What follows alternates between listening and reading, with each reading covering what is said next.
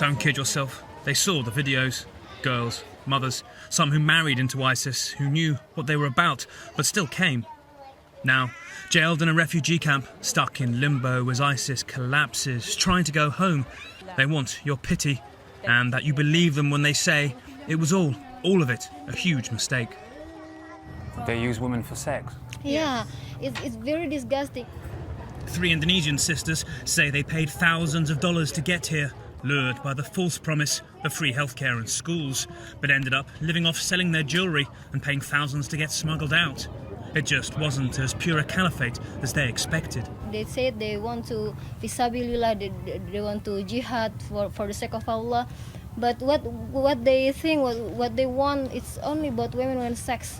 It's disgusting. It make us want. I heard that if they marry a widow, they will get thousands of dollars. Single women arrivals like them kept in a commune while they look for husbands. The manner of the woman inside the dorm is very different. It's very far from Islam. Harsh manner, gossiping, shout each other, backbiting, and fighting between the woman. And I was very surprised when I see that. Saida explains the dorm is a bit like Tinder. When the woman arrives in this dormitory, she makes a sort of CV, puts down her age, her name, how her personality is like, what she looks for in a man. And men also post their CVs. Yes, it's dating. So you meet, you talk for 15-20 minutes, and then it's a yes or no. If they both agree, then they get married. It's very quick. She says she came for charity work, but her husband was killed the second time they tried to flee. She's as appalled by the Paris terror attacks as she was by the coalition bombing of Raqqa, and just wants to go back to France. I love life. I love to work. I love my jeans. I love my makeup. I love my parents. The only thing I want is to go back. I'm not far from the beach. I used to go to the beach every weekend in a bikini. Yes, in a bikini. May is a Syrian English teacher whose first husband was killed by a sniper in Homs and says she was travelling to Turkey when she was waylaid in Raqqa, where she met and married a Moroccan, Bilal.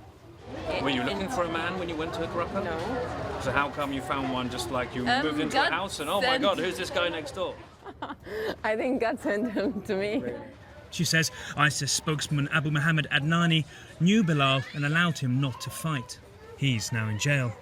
She is disapproving of less pure love stories.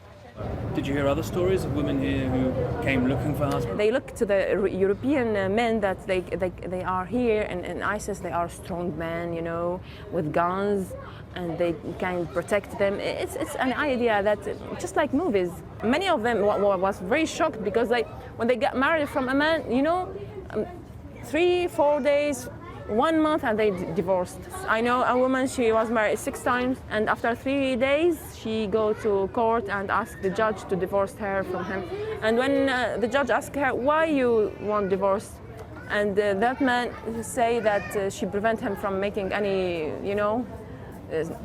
sexual, I see. And she say, I can't accept him. I all the time thinking of my dying husband. And the judge asked her, so why you got married from him if you don't want him?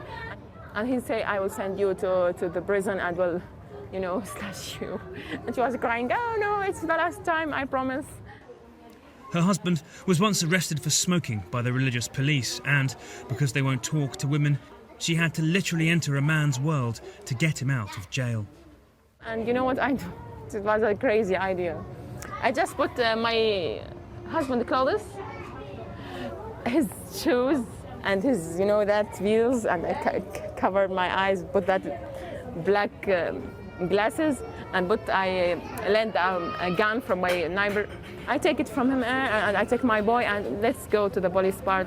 Can you give me your man voice now? Yes, of course. That's how men sound, just stupid. These stories decide their fate here, whether they stay in limbo or go home. I think that you don't believe me. But, eyes speaks a language more than mouth. Yes. And don't you feel that there's a truth in my eyes? Yes. Your husband, what if you never see him again? I want someone to kill me. because I can't kill myself. It's suicide, and I can't commit suicide. Just kill me. Nick Payton Walsh, CNN, Ain Alyssa, Northern Syria.